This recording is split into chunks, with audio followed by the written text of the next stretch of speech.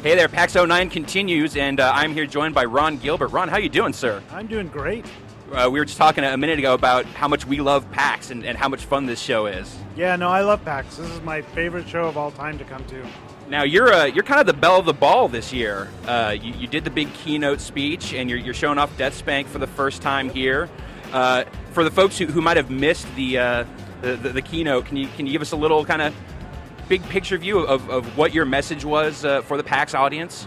I think the big thing about that was kind of the importance of indie games and the importance that games are really taken seriously as an art form. So I think that's very important for the whole industry as kind of we go forward over the years is we are art, and I think we need to be taken seriously like that.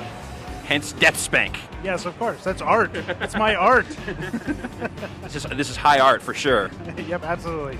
So 09 and going into 010, or 10, we'll call it, going into 10, adventure games have made kind of a surprising comeback. I don't think anyone necessarily anticipated this, but it's very popular, and here at PAX represented very well. DeathSpank itself definitely has a lot of adventure elements to it, and you, Ron, of course, you know, your history and your pedigree with the genre is pretty incredible. What's your feeling about how things are going right now? I think it's great. I think it's just super the way kind of adventure games has come back, and Monkey Island being re-released and all that is just absolutely fabulous. And DeathSpank is very much an adventure game. It's a lot of RPG Diablos type gameplay in it, but it is a good hardcore adventure game at its core. I noticed that seeing the game yesterday that there was a certain amount of the dialogue trees were there, and that seemed to be kind of the main influence of the adventure game stuff. What else in DeathSpank do you feel kind of represents that genre?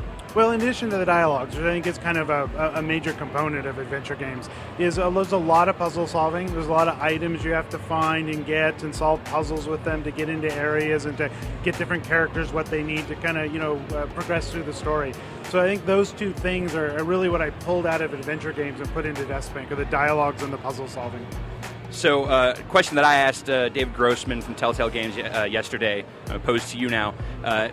It seems like, at least for me, when it comes to adventure games, humor is such a huge component. It's like the LucasArts games I always kind of gravitated towards because of that humorous angle, and definitely see that in DeathSpank. A lot of people try and pull it off. It seems like very few people are actually able to make a funny game. And it seems like almost all of them are coming out of that LucasArts, that old adventure game kind of crowd. Between yourself, the Telltale guys, and Tim Schafer, what is it that you think is the key to making a funny game? I think it's being funny. And that's going to do it for our interview with Ron. It's like, is it the timing? Is it the? I think that humor in games is very hard because of timing. When you're doing humor in a movie, you have complete control of the timing. You can cut the shot exactly where you need to cut it. But games, the players have control of that stuff. So you really need to figure out a different kind of humor that works with that. And I think some of the places that humor can fail in games is when people try to do it like movies, and they get the timing all wrong. So the number one thing is timing. So you can't treat it like another medium. You have to know how to make humor for games specifically. So you can't just have someone who's funny in another medium that doesn't necessarily translate into games? Yeah, absolutely. And you see that a lot in writers, because you get very, very funny writers who write a very, very funny screenplay, but they really can't do funny game dialogue because they're used to controlling the pacing of the dialogue. And in games, players have control of that. So it's just a different way that kind of art form is, and people just need to kind of learn that and understand it. And back at LucasArts, that was something we just focused on. And Dave and Tim and me, we just really focused on that and really kind of understood how all that works.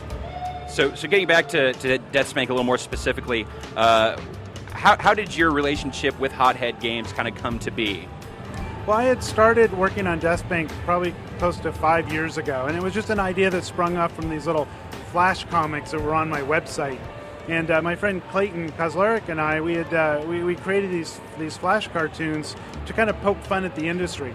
And we needed a video game character, and he just had to be ridiculous, and he had to have the stupidest name we could think of. So it was DeathSpank. And as we started playing around with the character, he just kind of grew. And eventually I started to think about stories with him and think about his world, and I kind of designed a little adventure game around him, and I started, pitching it to different publishers. A lot of the large companies, they don't get humor. They want funny games, but they don't want funny games. They want something that's like new and original, but it's like everything else. And eventually I ran into the guys at Hothead, and they're a nice little indie, publisher, and they just loved it immediately.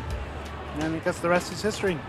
What was the inspiration behind the decision to kind of make this a hybrid style game? It's being described as Monkey Island meets Diablo, as opposed to doing just a pure straight adventure game. Well, obviously, I love adventure games. I love to play them, I love to make them, but I also like Diablo. I played that a lot, and I play World of Warcraft, and I just love those things, and I really wanted to meld those two things together. And I think that adventure games and RPGs, they share a lot in common. There are a lot of differences, but there's a lot that they have in how they tell stories and how you kind of progress through the games. And I just wanted to find those common components and just really put them together. So one last question here, Ron, just kind of as a fan kind of fantasy question here. What would the chances be sometime in the future? We've seen Monkey Island kind of coming back, of the potential return of a Maniac Mansion or a Day of the Tentacle, or something like that with little Ron Gilbert in it. I would love to do another Monkey Island game. Yeah. There you go. We would love to. For the folks listening. Well, Ron, thank you so much for your time. Thank you.